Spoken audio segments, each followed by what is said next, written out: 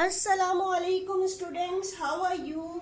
I hope you all will be fine. This is a sixth lecture of science. You have already learned about fungi in a previous lecture. Students, open the book page number 21. Today we will discuss here a protozoa and their importance of protozoa.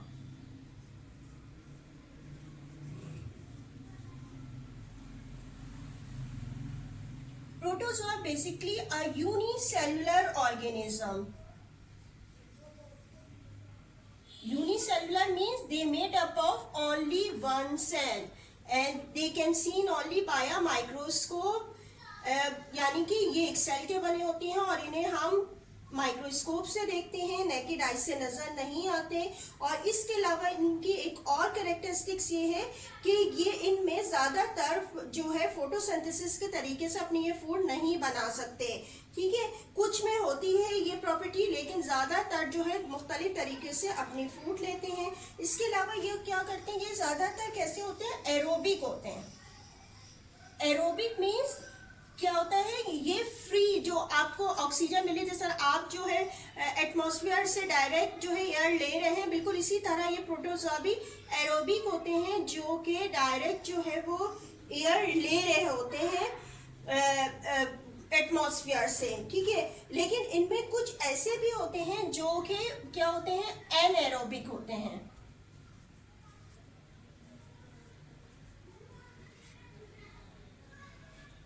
Anaerobic means क्या हो गया, यानी कि वो जो है free oxygen ले रहे हैं एटमॉस्फेयर से डायरेक्ट। और ये क्या होते हैं, ये जो होते हैं फ्री ऑक्सीजन जो होती है एटमॉस्फेयर में वो नहीं लेते, बल्कि क्या होता है कि ये विदाउट ऑक्सीजन जो है सरवाइव करते हैं। और ये कौन से होते हैं, ये ज्यादातर वो प्रोटोजोआ होते हैं जो कि पैरासाइट होते हैं। ये पैरासाइट हो गए जरिए, ये ज्यादातर ह्यूमंस की भी टेस्टाइन में भी हो सकते हैं। इसके अलावा जो होते हैं वो जो है रूमेन एनिमल्स जो होते हैं जो कि घास वगैरह खाते हैं, उनमें भी उनकी इंटेस्टाइन में भी जो प्रोटोजोआ मौजूद होते हैं वो एनारोबिक तरीके से लेते हैं। अरे इंटेस्टाइन में पैरासाइट के तौर पर अंदर ले रहे हैं तो वो डायरेक्ट जो है एटमॉस्फेयर से एयर ऑक्सीजन नहीं लेते हैं। तो ऐसे जो ऑर्गेनिज्म वो क्या कहलाते हैं, एनारोबिक कहलाते हैं। और ये ज्यादातर यानी कि इनका अगर हम हैबिटेट देखें तो इनका हैबिटेट के लिहाज से क्या होते हैं कि ये ज्यादातर कैसे होते हैं, मॉइस्ट जगह पे रहते हैं। ठीक है, गीली जगह पे नमी पानी वगैरह में ये मौजूद होते हैं। इसके अलावा protozoa play an important role as जूप्लैंक्टन।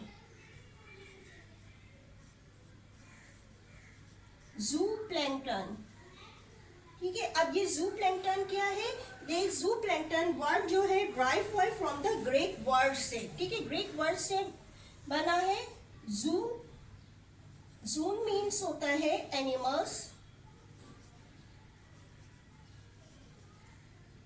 और जू मीन्स होगा एनिमल एंड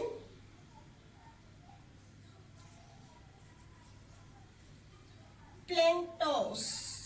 प्लैंक्टोस मीन्स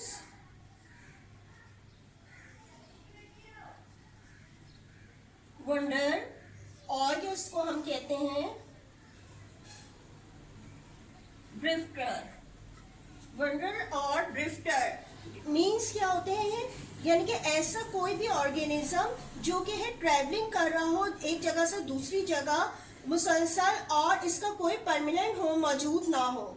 ठीक है, एक जगह से दूसरी जगह मूव कर, यानी कि ऐसे एनिमल जो एक जगह से दूसरी जगह मुस्तकिल जो है वो तैरते रहते हैं, घूमते रहते हैं। यहाँ पे एनिमल्स की बात हो रही है तो वो क्या है, ऐसे बहुत ही ज्यादा छोटे एनिमल्स हैं जो एक जगह से दूसरी जगह पानी में तैरते रहते हैं। उनका कोई होम नहीं होता है, कोई परमानेंट होम नहीं होता है। ये कहला रहे होते हैं जूप्लैंक्टन। और ये जो जूप्लैंक्टन होते हैं ये एक्वेटिक ऑर्गेनिज्म है, जाहिर सी बात समंदर में मौजूद होते हैं।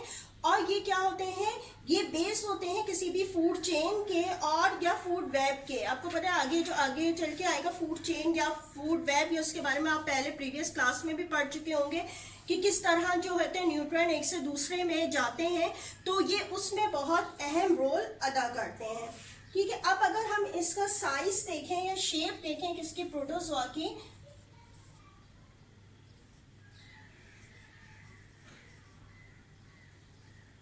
ठीक है। साइज अगर हम शेप की तरफ आए तो प्रोटोजोआ जाहिर सी बात है बहुत ज्यादा छोटे, यूनिसेलुलर है तो मीन से बहुत ज्यादा छोटे होंगे और ये मुख्तलिफ शेप्स में मौजूद होते हैं, यानी कुछ इलेंगुएटेड भी होते हैं, कोई सर्कुलर, कोई ओवल शेप, मुख्तलिफ शेप और साइज में मिलते हैं।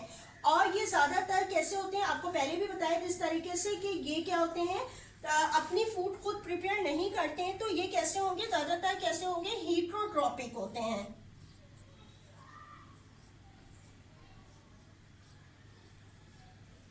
कैसे होते हैं, हीट्रोट्रॉपिक, यानी कि अपनी खुद फूड प्रिपेयर नहीं करते बल्कि मुख्तलिफ तरीके से फूड को लेते हैं। अगर हम अब इसकी बात करें लोकोमोटरी ऑर्गन की,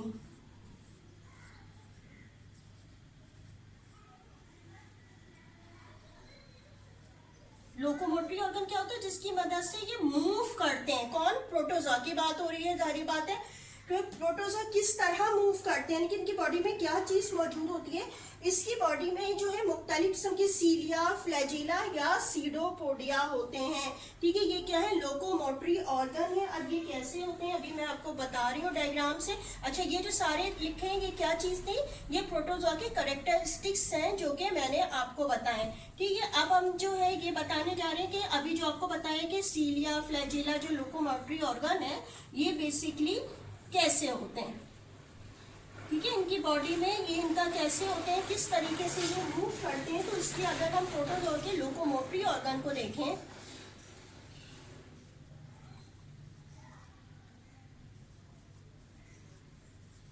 तो इसमें क्या होते हैं, किस तरह होते हैं, या तो इनमें मौजूद होते हैं सीडोपोडिया,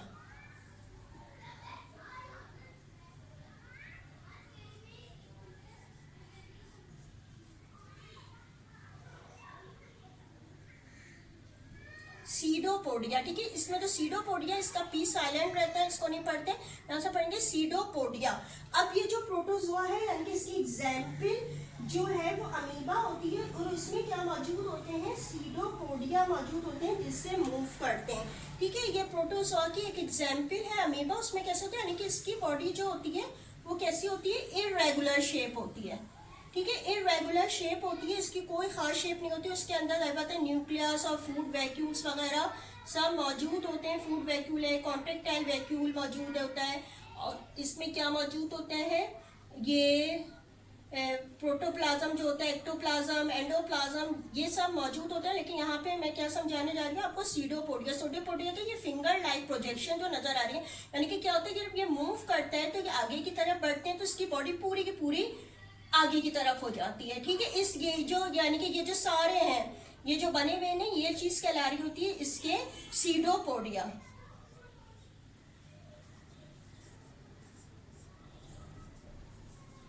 ठीक है, इसको हम कहते हैं सीडोपोडिया, जिससे ये मूव करते हैं। यानी कि क्या होगा, क्योंकि इसको चलना होता है, आगे की तरफ मूव करना होता है, ये क्या होते हैं, ये आगे की तरफ बढ़ जाते हैं।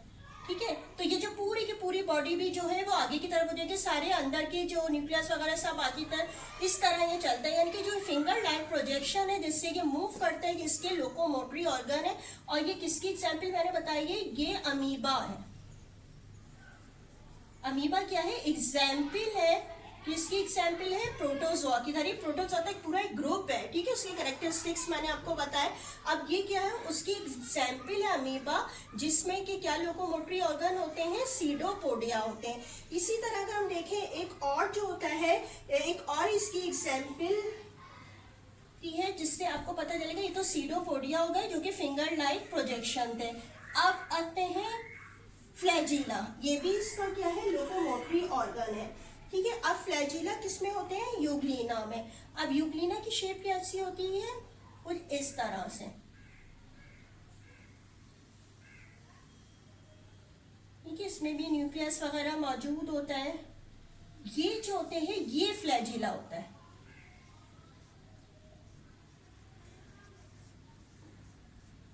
ठीक है, ये फ्लैजिला होता है।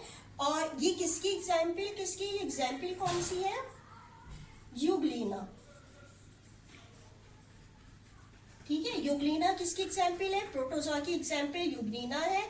और इसमें लोकोमोटरी यानी कि किस तरह चलते हैं, अब ये इसका क्या होता है, फ्लैजिला होता है, जो आगे की तरफ चलना होता है। तो ये क्या होता है, इसका ये जो थ्रेड लाइक है ये आगे की तरफ पुश होता है। ठीक है, ये आगे की तरफ पुश होगा तो इसकी ये पूरी की पूरी बॉडी आगे की तरफ हो जाएगी। फिर इसे और आगे जाना है तो फिर ये आगे की तरफ पुश होगा, ये फ्लैजिला, तो ये फिर बॉडी जो होती है वो आगे की तरफ मूव करती है। ठीक है, ये इसमें किसमें मौजूद होते हैं, यूग्लिना में फ्लैजिला मौजूद होते हैं, जो इसके क्या है, लोकोमोटरी ऑर्गन्स हैं। अगर हम इसके तीसरा देखें कि लोकोमोटरी ऑर्गन जो अभी मैंने आपको बताया, एक लोकोमोटरी ऑर्गन होता है सीलिया भी। ठीक है, सीलिया को समझने के लिए हमें जो एनिमल की एग्जाम्पल लेना पड़ेगी वो है पैरामीशियम। पैरामीशियम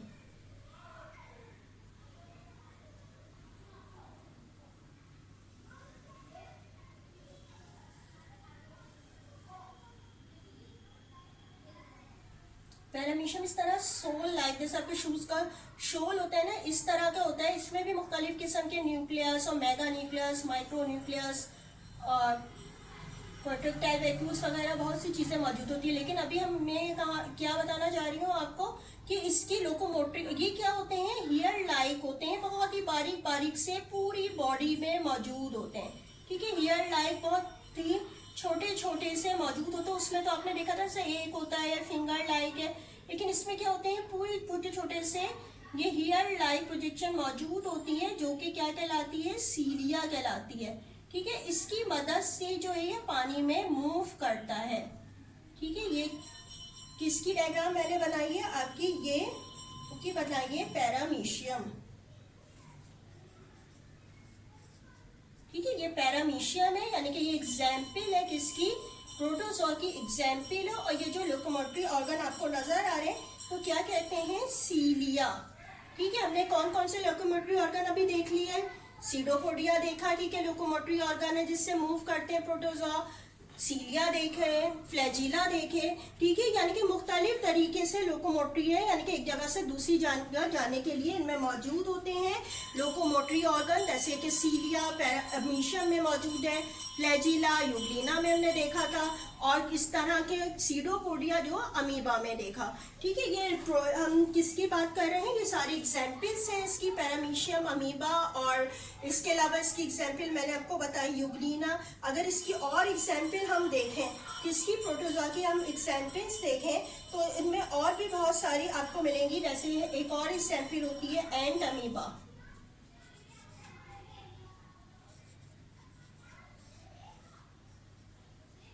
ठीक है, एंड अमीबा भी एग्जाम्पल है प्रोटोजोआ की। इसके अलावा जो है प्लाज्मोडियम, प्लाज्मोडियम भी जो है वो किसकी एग्जाम्पल है, प्रोटोजोआ की है। इसके अलावा लेशमीनिया, लेशमीनिया भी एग्जाम्पल है प्रोटोजोआ की। यानी कि बहुत सी इसकी एग्जाम्पल्स हैं, इस ग्रुप की प्रोटोजोआ की बहुत ज्यादा एग्जाम्पल्स मौजूद हैं। ठीक है, अब हम आ जाते हैं किसकी तरफ आते हैं हम, नेक्स्ट आपका जो है इसी से रिलेटेड है, लास्ट में आता है प्रोटोजोआ का, लेकिन नेक्स्ट टॉपिक का है इम्पोर्टेंस ऑफ प्रोटोजोआ। ठीक है, जिस तरह हमने पहले अभी पढ़े हैं बैक्टीरिया की इम्पोर्टेंस, इसी तरह आप आ जाते हैं हम किसकी, प्रोटोजोआ की इम्पोर्टेंस की तरफ।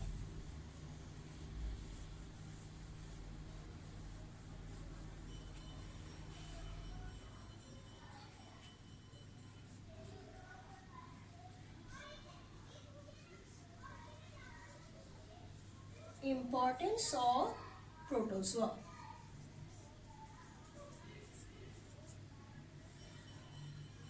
ठीक है, इम्पोर्टेंस ऑफ प्रोटोजोआ की अगर हम बात करते हैं तो आपको अभी तक हमने 3 ग्रुप पढ़ा चुकी हूँ, कौन कौन से, जिस तरीके से आपको बताया गया था, बैक्टीरिया का बताया गया था, उसकी इम्पोर्टेंस थी। ठीक है, आपको इसी तरह मैंने जो है फंजाई के भी बताया था, उसकी भी थी इम्पोर्टेंस का मतलब क्या, मैंने आपको बताया था कि इसमें 2 ग्रुप आ जाते हैं, कौन से, ऐसे एनिमल जो होते हैं यूजफुल भी होते हैं, वो भी इसकी इम्पोर्टेंस में शामिल होगा, और हार्मफुल। ठीक है, यूजफुल को क्या भी कह सकते हैं, बेनिफिशियल।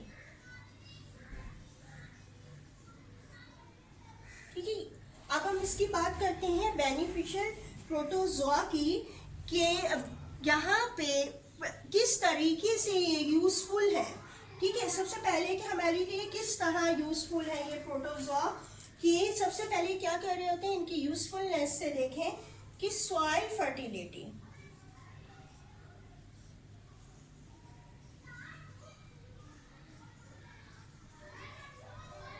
सॉइल को फर्टाइल करते हैं। किस तरीके से करते हैं कि ये क्या करते हैं सॉइल फर्टाइल करने में, कि आपको पता है कि प्रोटोजोआ दरअसल जो होते हैं वो कहाँ पे मौजूद, यानी कि जो सॉइल में ज़्यादातर जो मौजूद होते हैं बैक्टीरिया को वगैरह को, उनको जो है वो क्या करते हैं खा लेते हैं और फिर इस तरह से क्या हो रहा होता है, बैक्टीरियल पॉपुलेशन को मेंटेन रखते हैं, कंट्रोल करते हैं। यानी कि तो जमीन में मौजूद है या पानी में मौजूद है, अंदर जो डिकम्पोज कर रहे होते हैं उन बैक्टीरिया को ये खाते हैं। और इस तरह क्या होगा, ये बैक्टीरिया जब खाते हैं तो आपको पता है कि बैक्टीरिया जो होते हैं वो क्या कर रहे होते हैं, डेड ऑर्गेनिक मैटर को डिकम्पोज करते हैं।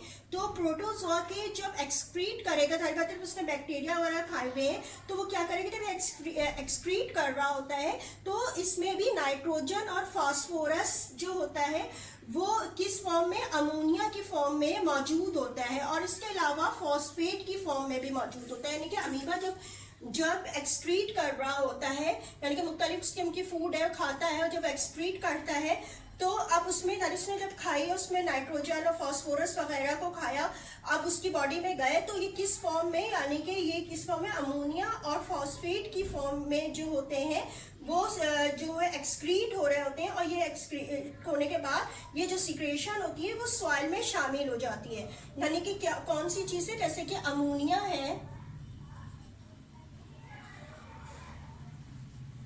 ठीक है, अमोनियम है, और इसके अलावा क्या चीज है, फॉस्फेट। ठीक है, अमोनियम और फॉस्फेट जो है वो क्या होंगे, जब ये सिक्रेट करेगा, अब ये जो सिक्रेशन होती है, यानी कि एक्सक्रीट करा, किसने करा एक्सक्रीट, प्रोटोजोआ ने। तो ये जो प्रोडक्ट मिले अमोनिया फॉस्फेट, ये क्या होते हैं, ये सॉइल में शामिल हो जाते हैं और इस तरह ये प्लांट की ग्रोथ को इनहेंस करते हैं। ठीक है, अब ये जो प्लांट की ग्रोथ को, यानी कि जब जमीन में शामिल हो जाएंगे ये जो होते हैं ये तमाम जो केमिकल जो आपको पता है प्रोडक्ट, वो जमीन में जब शामिल होते हैं इससे सॉइल फर्टिलिटी बहुत ज़्यादा बढ़ जाती है। यानी कि ये नेचुरल फर्टिलाइजर है और इससे जो है प्लांट की ग्रोथ बहुत ज़्यादा अच्छी हो जाती है। इसके बाद प्रोटोजोआ की सेकेंड है कि किस तरीके से ये यूजफुल है, कि ये क्या करते हैं, वेस्ट ट्रीटमेंट।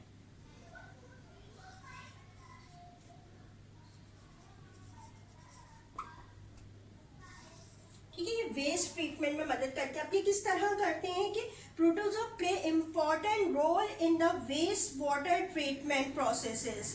ठीक है, अब ये प्रोटोजोआ क्या करते हैं, फीड करते हैं जैसे फंजाई को, बैक्टीरिया को, जैसे अभी भी बताया था। ठीक है, जो कि आपको पता है क्या करने में मदद कर रहे हैं, डिकम्पोज कर रहे हैं ऑर्गेनिक मैटर को। ठीक है, इसी तरह जो वेस्ट होती है जो पानी में होती है और इसको क्या करते हैं, वो ख़त्म कर देते हैं। यानी कि क्या होता है कि यानी कि समंदर के अंदर, पानी के अंदर जो है होता है मुख्तलिफ किस्म के बैक्टीरिया वगैरह मौजूद है, फंजाई मौजूद है, तो क्या करते हैं ये प्रोटोजोआ जो है वो खा लेते हैं इन चीज़ों को। ठीक है, अब ये इनको अपनी फूड के तौर पर खाते हैं, तो इससे क्या होगा कि ये जो हो रही होती है, जो समंदर के अंदर जो चीज़ें मौजूद हैं वो बैक्टीरिया वगैरह वो ख़त्म हो जाते हैं। ठीक है, वेस्ट ट्रीटमेंट का है, यानी कि जो मुख्तलिफ किस्म की गंदगी मौजूद होती है वो इसको खा के अपने फूड के तौर पर ख़त्म कर देते हैं। अब आते हैं हार्मफुल प्रोटोजोआ।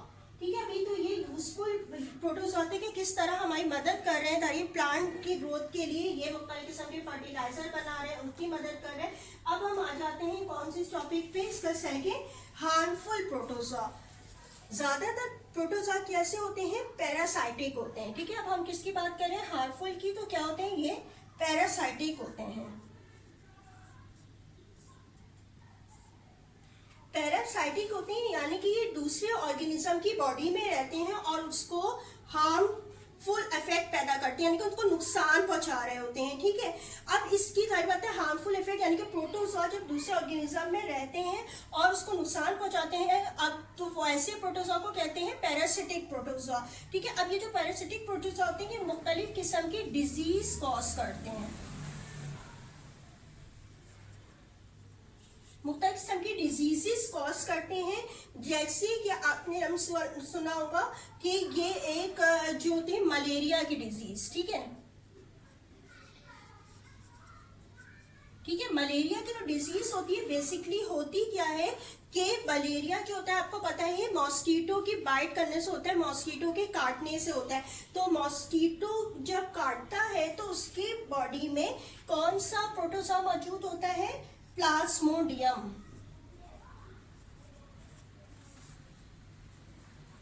यानी कि ये जो प्लाज्मोडियम क्या है, ये क्या है, एक प्रोटोजोआ का नाम है, ठीक है। प्लाज्मोडियम क्या है, प्रोटोजोआ का नाम है।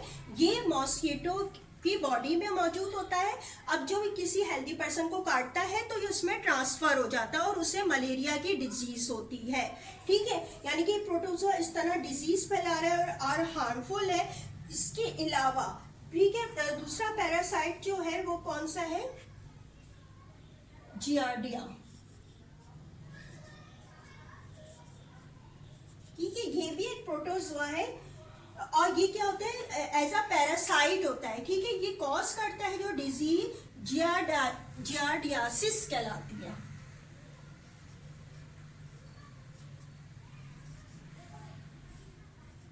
जियार्डियासिस, ठीक है। ये डिजीज का नाम है।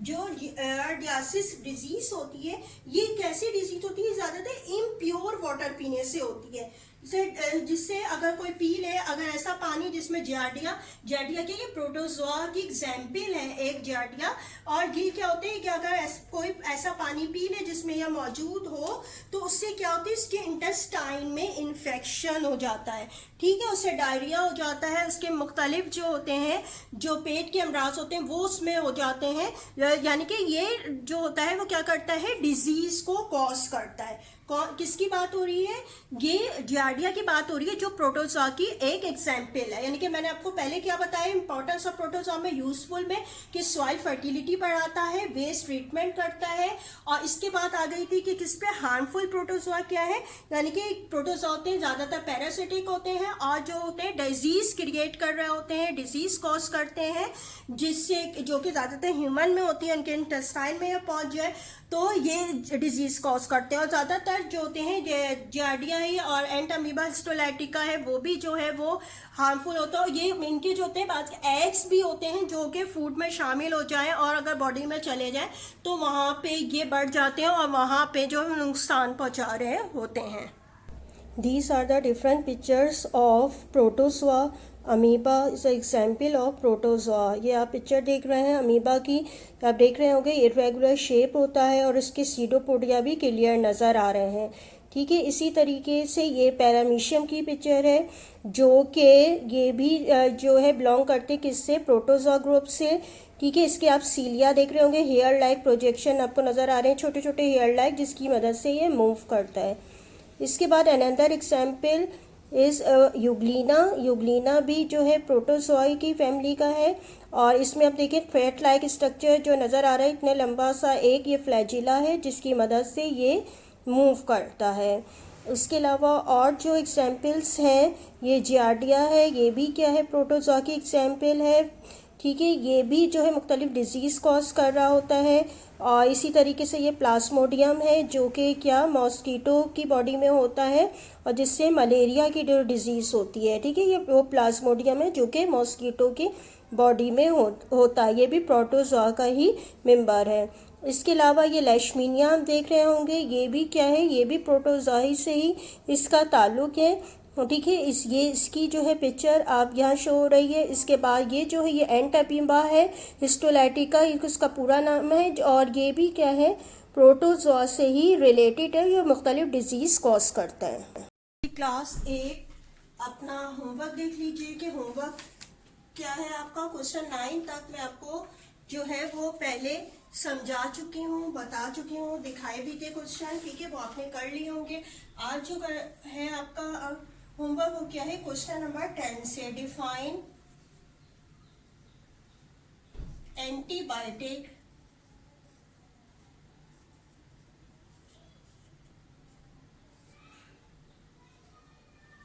who discovered the first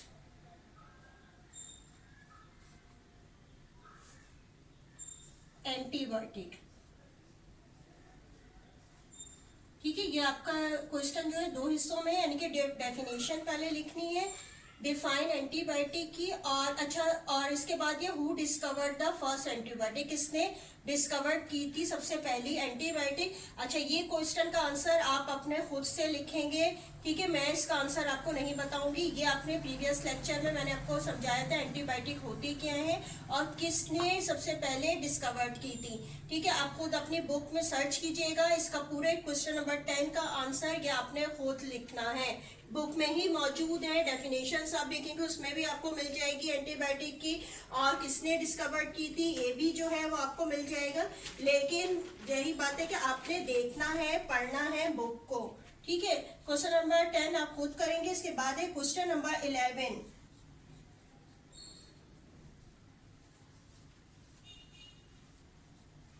right journal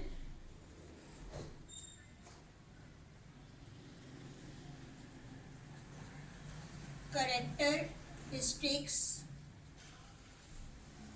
of protozoa। ठीक है, right general characteristics of protozoa, ये अभी मैं आपको दिखा रही हूँ उसका आंसर। अभी आज वैसे लेक्चर में समझाया भी था मैंने कैरेक्टरिस्टिक्स ऑफ प्रोटोजोआ, उस वो है। और इसके बाद ये लास्ट क्वेश्चन जो आज का होमवर्क आपका है,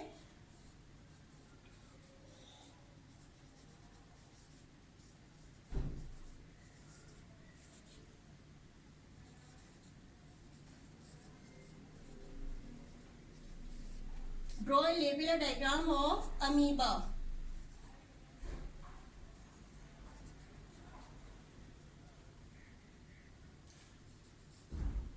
Also color it। ठीक है, ये क्वेश्चन जो है ये भी डायग्राम में अभी आपको बता रही हूँ, वहां से आप कॉपी कर लीजिएगा, उसकी लेबलिंग वगैरह सब है उसमें। यानी कि होमवर्क क्या है क्वेश्चन 10, 11 और 12, जिसमें से क्वेश्चन नंबर 10 ये आपने खुद बुक से सर्च करके लिखना है। इसका आंसर मौजूद है प्रीवियस लेक्चर में, एंटीबायोटिक से रिलेटेड मैंने समझाया भी था।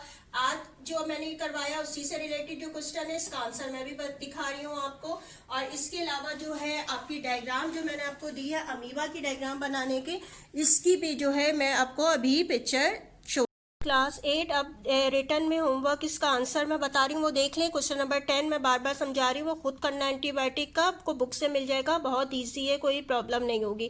ठीक है, प्रीवियस लेक्चर में मैंने आपको एक्सप्लेन भी किया था। अब ये जो है क्वेश्चन नंबर 11 जो आपका है right general characteristics of protozoa, आप देख लें। सबसे पहले आपने मेन हेडिंग डालनी है कैरेक्टरिस्टिक्स ऑफ प्रोटोजोआ, फिर इसकी साइड हेडिंग हो जाएगी habitat of free living protozoa, इसको एक्सप्लेन किया है। इसके बाद देखिएगा इससे नीचे की तरफ आ जाएगी नेक्स्ट हेडिंग आपको क्या है कि हैबिटेट ऑफ पैरासिटिक प्रोटोजोआ। ठीक है, इसके बारे में लिख लीजिएगा। इसके बाद आ जाएगी नेक्स्ट जो दो हेडिंग है साइज के बारे में और फिर यूनिसेलुलर बॉडी। ठीक है, ये 4 आपने पहले लिखना है, लेकिन अभी ये आंसर कंप्लीट नहीं हुआ, 7 तक पॉइंट है, अभी मैं आपको आगे भी दिखा रही हूँ इसके।